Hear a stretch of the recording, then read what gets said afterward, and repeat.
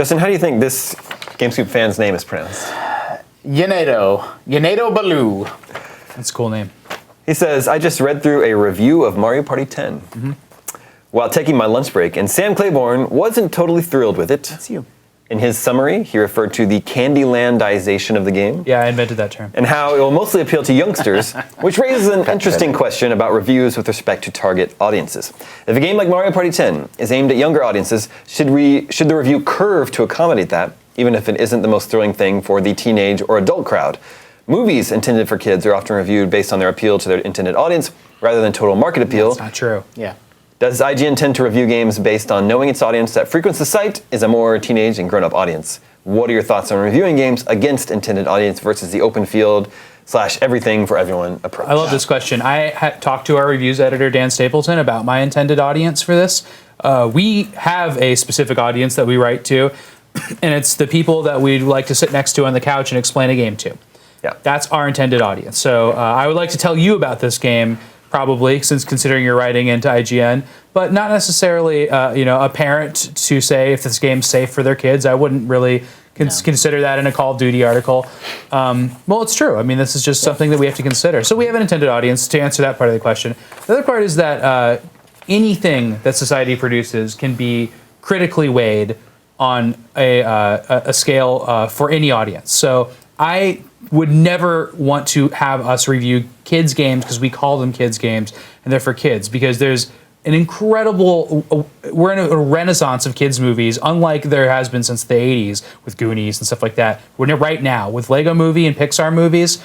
These are kids movies in name only, and we shouldn't even call them that. They're Toy Story. They're all wonderful movies that apply to everybody. And Nintendo is the company that makes those games. Right. That's Mario Kart. That's Super Mario Brothers. Mario Kart is a kid's game, and New Super Mario Brothers is a kid's game, and Mario 3D Land is a kid's game. Super Smash Brothers. And so this expectation that things that are for kids need to be judged on a different scale, I think is kind of insulting to kids. They're like, what kids are amazing. They want to play something interesting, and their parents, if they want to play with their kids, they don't want to play Candyland. Yeah. They want to play something interesting. Candyland is really bad. There's a difference. Super bad. Hungry Hippo is far superior. I love the art in Candyland, though. There's a difference between Pixar movies and lesser. I don't want to shame anybody else, but lesser animated movies, right? Like they're made with heart and care and quality and work for a broad spectrum of people on different levels. And lesser movies don't, and video games are the same way. I think it's really dangerous to review things with an intended audience in mind.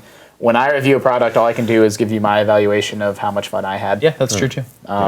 Because otherwise it leads you down a path of well, I loved it, but what if who I think this is for won't love it? It's like you can't do that. Yeah. No, you do try to do them reader service. I mean, you're trying to provide an idea of what your value proposition is, what's there, but you're writing so that they can make up their own minds. You're telling them what you think, and you're being descriptive, but you're not telling them what to do. I don't think I get into the value proposition either, personally. I wouldn't say, hey, man, this wasn't great, but it was only $5, so that when I said value proposition, my apologies. I'm talking about the ability to go out and spend any money to go get this. Sure. I mean, the fact that it's a consumer service. Yeah, I didn't mean to indicate you would change your score based on the But that is that's a part of this, right? There's externalities, who you think the audience is for and what the price is, that I don't think I don't think should play. Let me give you an example of when I talk to our reviews editor when I have an issue. This is what came up in Mario Party. It wasn't about the age of the audience.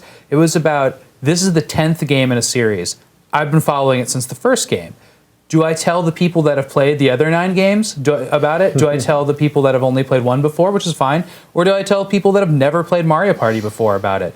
The answer is you have to tell everybody about it. Yeah. And that's what's really difficult. So when I'm trying to cut down a review in word length, I have to cut out things for certain people that aren't going to understand, what the game is about. If I have to describe the game, which we don't like to do in reviews, then you're already, you're leaving out a part of the audience that just wants to hear a description of the game. Yeah. That's why we have video reviews. We want to show people what the game looks like. Sure.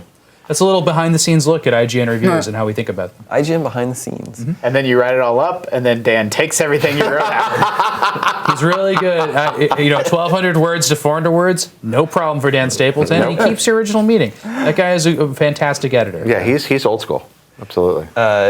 Also, you probably get into strange territory if you're a grown and adult reviewing a game, but you don't have kids, you don't have a lot of experience with kids. How can you say how do you know what's going to be good for kids? I mean, that's the other part of it is like, I said give kids more credit because, they want things that are high quality, but kids also like a huge amount of stuff that I just don't understand and don't get. Like, you're getting into trouble if you're trying to presume what another group will be into. The only thing you can do is share your experience. Yeah, I go back to that thing of being a kid and playing Super Mario Brothers for the first time and running and telling my parents about it, And there's jumps and there's mushrooms and there's turtles and fireballs and stars and fireworks and blocks breaking.